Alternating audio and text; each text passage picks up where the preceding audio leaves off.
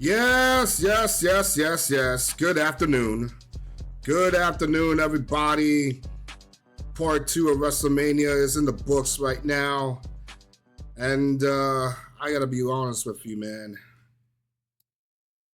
There was like 6 views from my last video talking about part 1 of WrestleMania. And looking back at it, I just wondered to myself, why is that? Right? Why I only got 6 views? I was expecting at least a little bit more about it. And it could have gone down to a few things. I mean, one, it's Easter. A lot of people are with their families right now, so they probably didn't have time to hear my review on it. 2 is 420, so people were probably too high to see my reviews about it. And 3, they were really preparing for WrestleMania Night 2 and really don't have to listen to what I have to say about Night 1, because collectively it's all, whatever. Not this time, though. You see, let me spit out my gum for a minute. You know what? There have been some good things about part 2, but there have been a lot of things that I did not like about part 2. And quite frankly, I'm just going to come down right down and say it. I'm just going to come right down and just say it, right? Is Night 2 better than Night 1? Yes. Absolutely sans a few things. Is it the greatest WrestleMania ever? Hell no. I will rank it right up there with WrestleMania 27 as being the worst WrestleMania of all time. I think for the most part that it should have been a one-night affair. It should have never been 2 nights. This has been nothing but a company jerk-off. So many brand names, so much advertising, so many ridiculous celebrities, so many celebs being involved in main events and matches that should not have to be involved in. This was like an investors' convention. WrestleMania 41 was strictly an investors' convention. That's what it was. It wasn't made for wrestling fans. It wasn't made for the like. It was made for the E-drones out there who like this type of crap. And quite frankly, the WWE in itself is looking to destroy professional wrestling with what they did throughout this entire weekend. The acquiring of AAA Lucha Libre, they don't give a damn about Lucha Libre. They only gave a damn about acquiring a company and making sure that AEW doesn't get it. Every strategic plan that they have been doing is solely for the purpose of benefiting their company and not giving a damn about the purity of pro wrestling and the culture and other programs, which is why I honestly, truly believe that if they acquire New Japan Pro Wrestling, it will be the death of professional wrestling as we know it, because they sold out to the highest dollar. But I'm not here to talk about politics and all that stuff, because there's plenty to go along with that. I have to give credit where credit is due, because there are people on that card that busted their asses and made something out of nothing in this entire event. And the reason I said that part 2 was better than Night 1 is because we actually gotten action. We actually gotten wrestling in some of these matches. And we actually have moments. If I only bought 1 ticket to WrestleMania and it happened to be the Saturday night version of WrestleMania, and I looked at what transpired last night, I would have been pissed off. I would have been extremely angry with myself. Like, why did I waste all of my money traveling to Las Vegas, getting a hotel spot that also cost like thousands of dollars? Probably my gambling addiction kicked in and I spend like hundreds if not thousands of dollars on the crap table. And then finally, I got the chance to experience WrestleMania for the first time in my entire life. And you mean to tell me that part 2 delivered better than part 1, the one I was in, I would have been extremely pissed off about it. I hate this 2-night affair. This is listen, from a business aspect, it's amazing. They got over 100,000 people within a span of 2 days to watch WrestleMania. That's money going into their pocket. That's money going into the pockets of the wrestlers who perform there. So that's also pockets going into the investors and the advertising companies and everyone else involved. So for that, they did a great job. They did a fantastic job. But as a wrestling purist who understands the purity of pro wrestling, this is trash. This is trash to me. But as I said, I'm going to go through the positives first. First off, let's go to the positives. The triple threat match between Io Sky, Bianca Belair, and Rhea Ripley, it delivered. It absolutely delivered. This was a kick-ass match. It was worthy to be the match, There was one of the matches of the night, in my honest opinion. And there were a lot of near falls. There were a lot of great, so much strength involved in these 3 women. And Io Sky retaining the championship, that win felt more organic to me personally as a wrestling fan than it did for Jey Uso on Saturday night against Gunther. Jey Uso and Gunther, just to me, it looked fake. It looked fake. It looked fake. It looked dumbass fake. It was faker than fake. Gunther had to dumb down his wrestling style in order to make Jey Uso look like $1 million. They didn't have to dumb down shit in this match. All 3 women delivered the way it was supposed to be delivered. They showcased. They talk about pillars. You know how AEW talks about their pillars?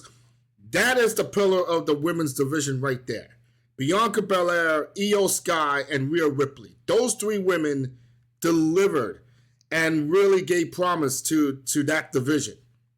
So I give them a round of applause because that is one of the best matches of the night. And one of the biggest highlights of WrestleMania was that triple threat match. I will definitely watch it again, just to deal with that. Another one that, that was very fun for me and I actually enjoyed was Drew McIntyre and Damian Priest. First off, shout out to Damian Priest, man. New York City, stand up. The man was from the Bronx in his days of Punishment Martinez. So I am more than happy as a fellow New Yorker to feel proud and honored for him to get this spot in WrestleMania as it should be. And it was a fun, no disqualification style street fight. There were tables smashed all over the place. I randomly enjoyed it. Remember, this is comparing from night 1 of WrestleMania, and I'm not talking about all the WrestleManias at all. I still think that it was, if we're going to compare it to other WrestleManias in the past, this was mid at best, But for what it's worth, this was a breath of fresh air compared to what I saw in night 1 in WrestleMania, So in that aspect, they went 2 for 2 in that aspect. And soon it was going to be 3 for 3. And I'm talking about the fatal 4-way match between Penta, Braun Breaker, Dominic Mysterio, and Finn Balor, which to me, it was also an awesome match. Braun Breaker, he is the future star of the WWE. He's going to be the future ace of the WWE.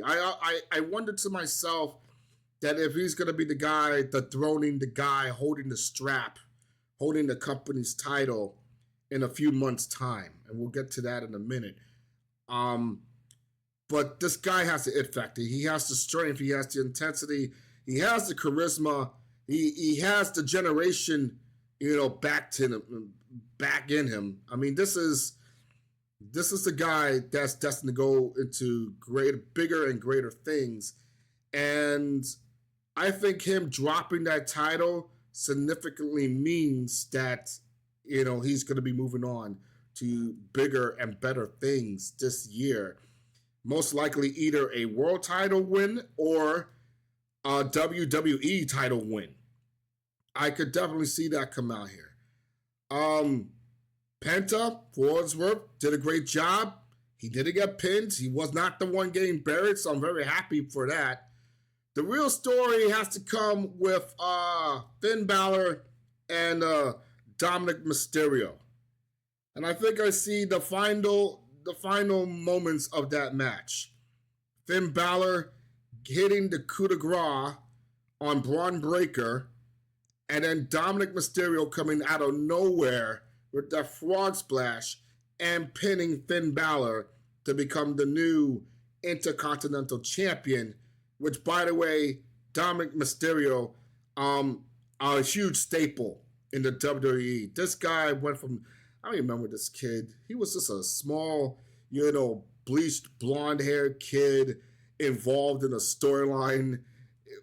Yeah, the contract for Dominic Mysterio, the ladder match for the ladder match for Dominic Mysterio between Eddie Guerrero and Rey Mysterio. How he came onto his own is absolutely amazing, and I give him nothing but the utmost respect. This is another staple that the WWE has that it's going to really set their company to new heights, as the years go on. So I'm happy. He won his first title. Great for him. Not only that, it's going to build more tension between him and Finn Balor. At this point, the Judgment Day is dead. The Judgment Day is going to die. I don't know when that moment happens. I mean, it could happen tonight, the war after WrestleMania. I don't know when, but it will have to end. At some point, it ends because they can't be the Judgment Day and have this moving forward. Or Dominic Mysterio will just kick Finn Balor out and becomes the new leader of Judgment Day. Either way, that it will have to end on that. I have no ill will about this match. This was a fun, fatal four-way match. All four men brought it. Finn Balor, though, I don't know what happened to him. You saw his getup, the yellow getup he got on there. It reminds me of Kanye West a little bit. It just, he's falling from grace ever slowly, and it's like his best days are limited now, in my honest opinion. You know whose other days is like limited right now? AJ Styles and Logan Paul. Now, do we really need The Miz anymore? Because it seems to me that Logan Paul has completely taken over the real persona of The Miz. I mean, he is the real, Hollywood highlight reel guy. He's the reality star. He's the guy who could do it all, basically. He even have his own drone land in the palm of his hand. They got the cameraman working on him on so many different angles. It's like, and you know what? I actually like the new theme song. I'm so humble. I thought the theme song was badass on it. The more I keep on hating him over time, the more I am admiring his work ethic and what he brings into the ring. It's kind of like Floyd Mayweather. You can tell that he takes some of his persona out of Floyd Mayweather because he's exactly the same thing too. He's an asshole, but you cannot deny the fact that this man is so good at what he does that you have to just sit there and just accept it. And that is what I've seen out of it. Now, they had a wrestling match. AJ Styles, for the most part, was becoming AJ Styles old. I mean, at one point, that one move, the Styles Clash, and then AJ reversed it and had his own version of the Styles Clash. I mean, that thought was very good. What I did not like was the finish, and this is what pisses me off. See, this is where this is where night 2 suddenly went downhill, right? This is when it started going downhill. Apparently, one of his friends, one of Logan Paul's friends, was coming into ringside like the rat he is with a pair of brass knuckles. And Karrion Kross grabbed the brass knuckles away from him, told AJ Styles, knock his ass out. He doesn't respect you. He doesn't respect the business. And AJ Styles is like, no, screw that. I'm going to do this the right way. Only for him to get blasted in the face by Logan Paul, get pinned, 1, 2, 3. Thanks for coming. I mean, I didn't see much about it, but then when Karrion Kross made that rant in the post show, and for those who haven't seen Karrion Kross's rant, I highly suggest you do it, because I don't know if he was just working the crowd or he was actually being serious, because he's like, he wasn't even in the WrestleMania card. He was just there as a run-in. He didn't even get a match. Do you know who got a match at WrestleMania? Do you know who got a match instead of Karrion Kross at WrestleMania? Joe Henry did. The TNA World Champion, Joe Henry, did as the surprised guy for Randy Orton's challenge. And I'm going to say this from a business standpoint, and I'm going to say this in a professional wrestling fan's standpoint. Business standpoint, amazing. It's great. It basically shows that the WWE has strong acquisitions with TNA Pro Wrestling. That they can easily bring the TNA champion, and who knows who's extremely popular with the crowd. So now you got Joe Henry coming in to 60,000 people in Las Vegas, chanting his name, singing his song, doing the wave. This also feels good for Joe Henry.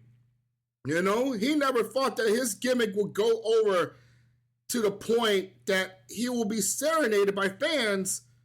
60,000 fans. This is the amount of, he never saw this amount of fans cheering for him before. Do you know what's going to happen with Joe Henry?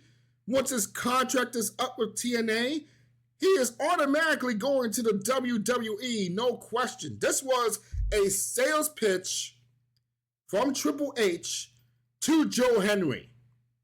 You see, Joe, you see how all these people are just cheering for you? We can make that for you 24/7 if you sign with us. Once your contract with TNA is gone, just give us a call. We'll make you a star, kid. Faces Randy Orton, does his little things, gets beaten 1, 2, 3. But you know what? It's great and all, right? It was a WrestleMania moment, because before it was taboo. When Vince McMahon was running the WWE, he wouldn't even think twice about having acquisitions with other territories. No, he was going to destroy those territories because he believes that his talent, the people that he brought in, are better than anyone else out there. Now, Triple H practically did the same thing, but just differently. And this is where the wrestling fan in me has to say, how dare you? Joe Henry is the TNA champion, right? TNA has been in this business for over 20 years. Probably more so than that. I don't know. I had to see the statistics of this. It was deprived from NWA TNA. So, you mean to tell me with all the people who have held that title, even Moose, anyone who has held that title, they should be looking at this with disgust.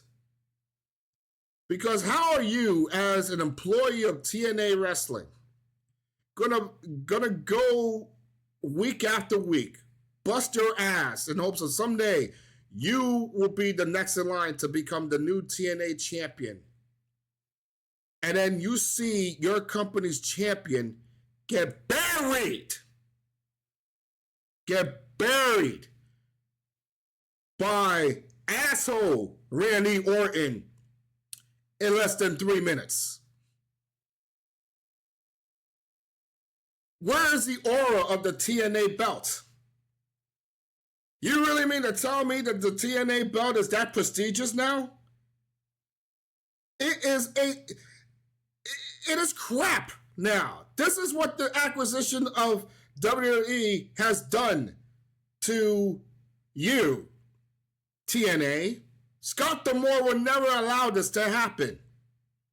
He would never allow his company's champion to become embarrassed like that in 3 or so minutes. If the WWE truly respected TNA and truly wanted a real acquisition with them and a real partnership with them, Joe Henry versus Randy Orton could have gone at least 10 minutes. Joe Henry could have gotten some offense in. Joe Henry, he didn't have to be a threat to Randy Orton, because let's face it, no one's a threat to Randy Orton. But at least show off your skills as to why you worked your ass off to becoming a TNT champion. At least fight like you are a fucking champion. Instead of just, oh my God, I can't believe all these people are cheering my name. This is amazing. Oh, the great Randy Orton. Oh my God, this is a dream come true for me. Only to get buried in 3 minutes, get RKO'd twice, and then allowing Randy Orton to do the nice little pose. This is not going to generate into money.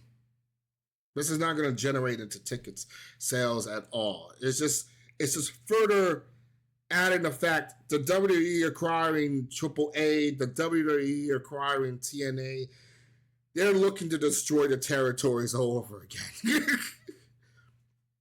Within a few years' time, none of those companies are going to exist.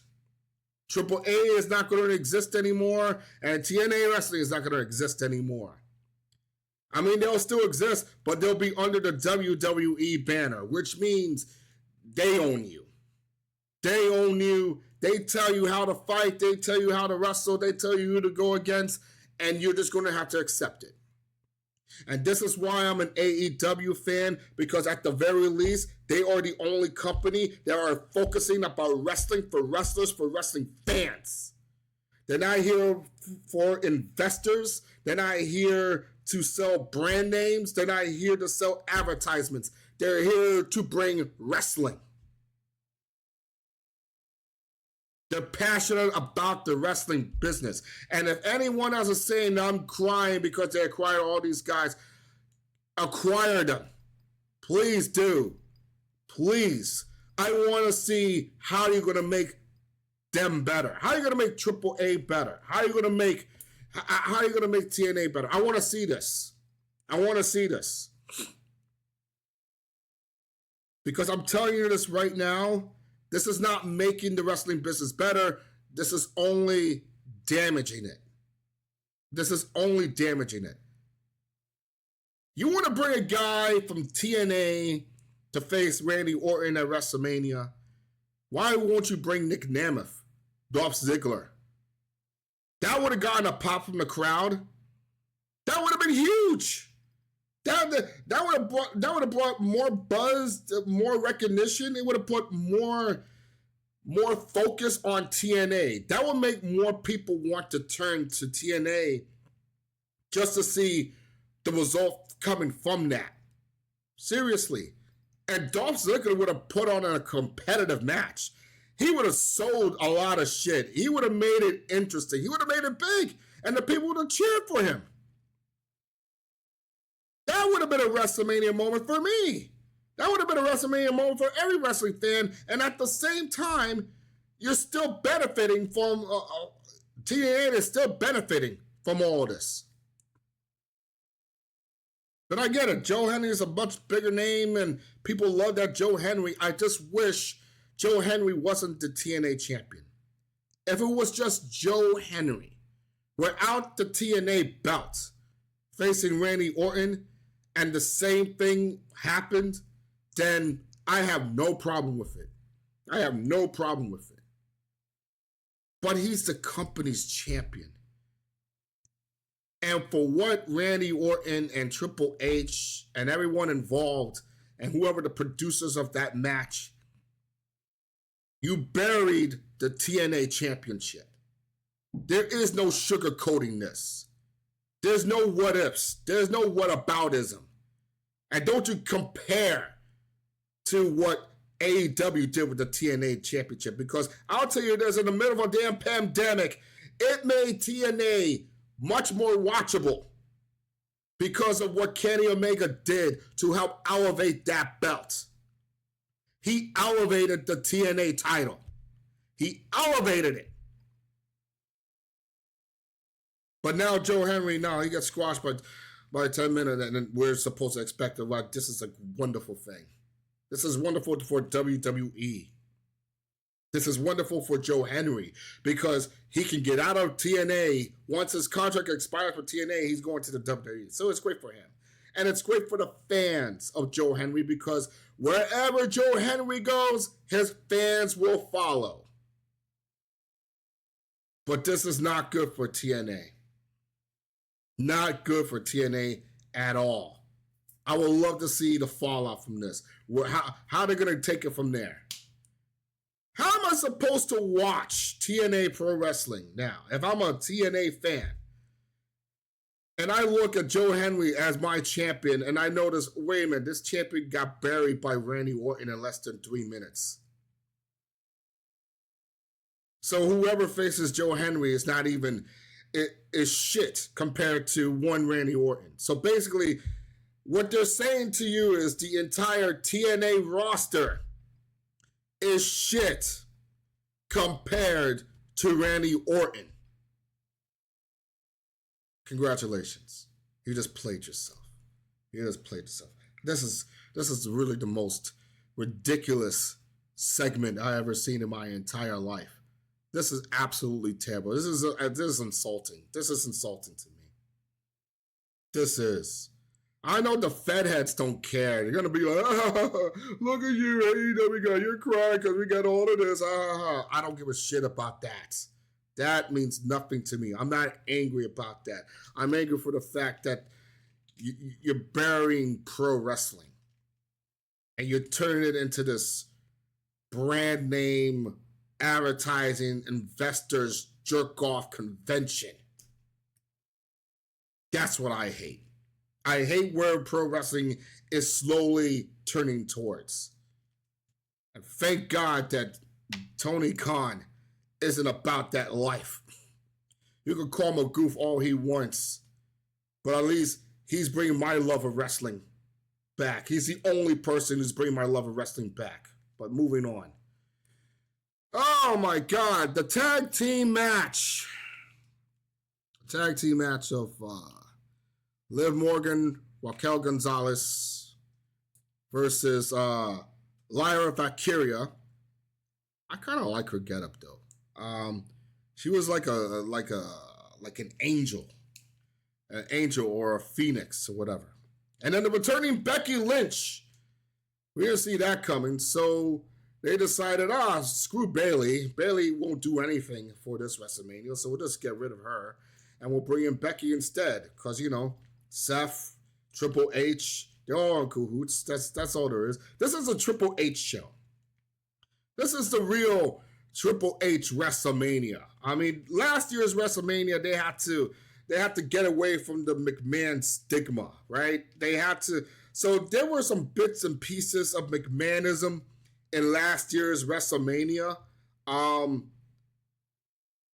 This WrestleMania, this was all Triple H. This was all Papa H and Stephanie McMahon. But it was all the creative mind of Triple H, and he just felt that Bayley was not cutting out for it. So we'll just give it to Becky Lynch instead. Now, on the surface, this was a great moment for Lyra Valkyria because not only she is a double champion, thanks to Becky Lynch, but now she gets to tag team with not only one of the greatest WWE wrestlers of all time in Becky Lynch, but a fellow Irish woman.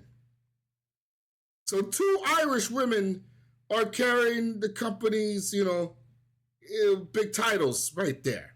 The tag titles and the IC title. And for that, and I know that, oh my God, Becky Lynch is going to give her so much information. Oh my God, she's gonna give her so much wisdom.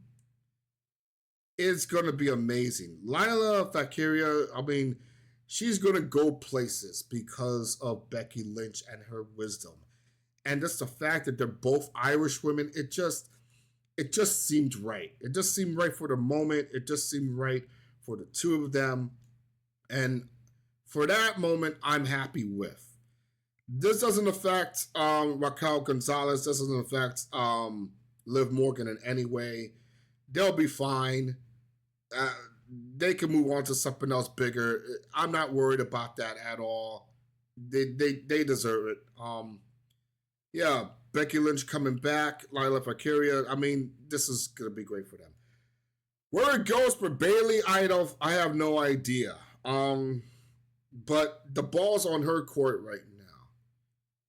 I mean, if she really wants to continue with all of this, she could just hang up the boots in a few years' time, spend the rest of her days as a coach alongside Natty, and really help build the women division together and make it strong as it is in the WWE. Or she could just be selfish, which will be the right thing to do, and go to AEW and join with Mercedes Moné and really have some real matches with real women who is destined to fight and actually challenge yourself against the rest of the entire world. I would love to see that happen. But because I'm tired of this. I'm tired of this loyalty bullshit. I'm tired of this. Bayley, come to AEW. I don't know when your contract expires. It could be 2 years' time, 5 years' time. Come to AEW. Listen to your best friend. Listen to Sasha Banks. Don't you have Billy Starks? Isn't that the little girl that loved you, that idolizes you back in your days of NXT? She's in AEW now. Mentor her. Mentor her. How about that? Come to AEW, Bayley. We'll treat you far better, We'll treat you a lot better over there. And then the main event, the match that everyone wanted to see, John Cena versus Cody Rhodes. John Cena made promise on his word, right? He wasn't going to come out with anything. He wasn't going to come out with any pyro. He wasn't going to come out with any big entrance. All it was just John Cena, right? And he came out to the song and everything like that. It was a slow match. It was a slow, old school. Yeah, it was a slow match. It was slow. Where's the animosity in this match? It's like, oh my God, it was just pathetic. I like how John's... Okay, well, no. It wasn't all pathetic here. You know when John Cena usually does the 2 shoulder tackles, the spin around, spine buster, powerbomb, whatever the case may be, the you can't see me type of thing. He didn't do that in the routine. He just took it one move at a time. And maybe, moving forward, since he's the champion right now, my suggestion to John Cena is make those moves feel more impactful, right? We don't need to get rid of the succession, but the shoulder tackle, make it slow, but very hard hitting. Second shoulder tackle, slow but harder hitting. Setup of a vicious power bomb. And then we gotta work something with the "you can't see me" type of thing, because that's still a little bit corny. We gotta switch that up.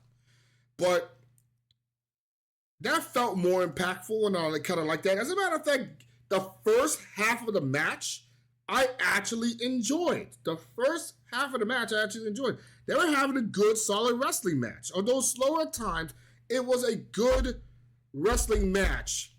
A lot of link-ups, a lot of moves, sets. I mean, it felt something there. But then the second half, oh, God. They ruined it for me. They ruined it for me. They really did. Who was that guy? Who was the guy playing Fiend? I forgot the guy's name already. The rapper. I forgot his name already. He came out and pulled his interference. He even pulled the referee away from Cody Rhodes just when he was about to pin John Cena. John Cena hits him with the belt. 1, 2, 3. Why do you have The Rock show up at Elimination Chamber to set this whole storyline between Cody Rhodes and John Cena into fruition? And he doesn't even show up at WrestleMania. Does he not care? Or is he thinking more about dollars and cents at this point? It fell flat to me. People were anticipating The Rock will make an appearance, and he didn't. People were anticipating that The Rock, Seth Rollins, okay, that was probably far-fetched. The Rock, Seth Rollins, Paul Heyman, John Cena to be this faction. I was waiting for that to happen, really. And it didn't happen. But meanwhile, you brought this rapper down here, and oh my God, I'm sorry. I gotta figure out the rapper's name here. I don't even know I forgot who the rapper's name is.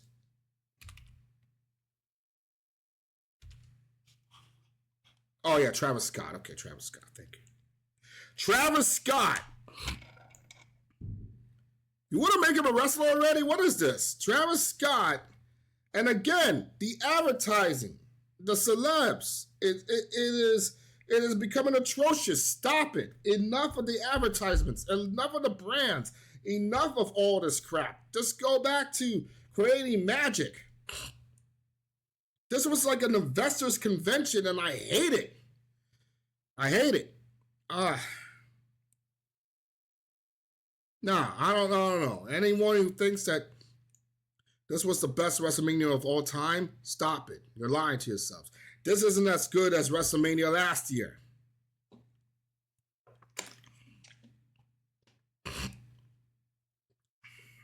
They could have done so much better with this. They could have done so much better with this. I just feel that Triple H is like duping the fans yet again, and the fans just don't seem to care because their hatred for AEW for some reason has gotten them to the point that Triple H can take a shit in the ring and they will say that it's cinema. Triple H can basically just take a load of dump in the middle of the fucking ring with Doink the Clown rolling all over on it. And these idiot fans will say that's cinema right there. That's professional wrestling. It's like I am watching a South Park episode. That's what I'm watching. I want you people to watch All in Texas in July. And I want you to compare that to WrestleMania. And you tell me who had more fun. This is crap. This is crap. This is what you want me to say. This is what you want me to deal with. The whole entire night, the whole entire weekend was just foolish. It was like I was seeing the Oscars in the woke era. This is what it felt like. This is like the Super Bowl in which the Patriots defeated the Rams like 30-something to 3. This is what it felt like. Years from now, I'm not going to look back at this and say, you know what, this is truly the greatest WrestleMania ever. The people in Las Vegas who bought that ticket, they have to force themselves to say that this was the greatest WrestleMania ever because it was their first, or it was their son's first, or their daughter's first, or my wife's first, or my mom's first, or someone's first, right? They gotta put some type of like symbolism behind it to making it like this is the best WrestleMania ever. But deep down inside, they know that this is crap. Crap mania. That's what I call it. Crap mania. Is it worse than 27? Is it worse than 9? I don't think so, but it's really up there in the top 5 for worst WrestleManias of all time. I will tell you that. I will tell you that. I dare anyone to tell me otherwise. I dare anyone to tell me that this is a great WrestleMania. And while I'm hating, I demand people to go on my YouTube page, watch my video, and actually comment on it. I want to hear it. I want to hear the comments. I want to hear it. I'm telling you this right now. This is garbage. This WrestleMania, this whole entire weekend, complete garbage.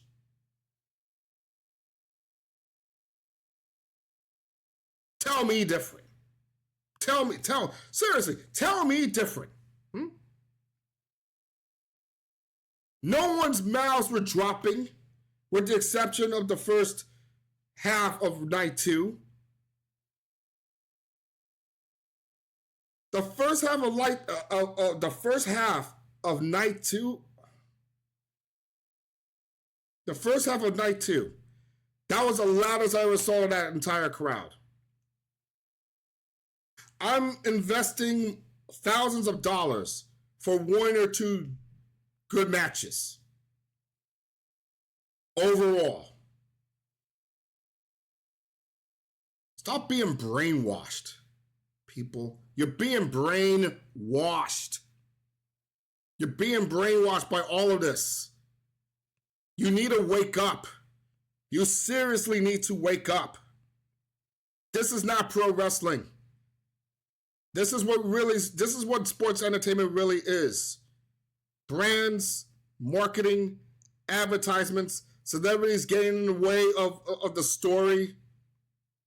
This is what WCW was like in the ending stages. What's next? Travis Scott is going to be the next world champion now? And you guys are just going to eat it up like, okay, no problem? What's wrong with you? Seriously, what's wrong with you people? Wake up. Listen to Karrion Kross's statement.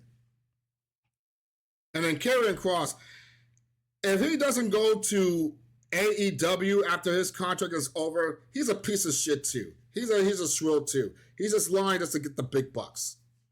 And he can say that, oh, I'm with Scarlett every single night. Well, that's all said and good. But your values are still shit.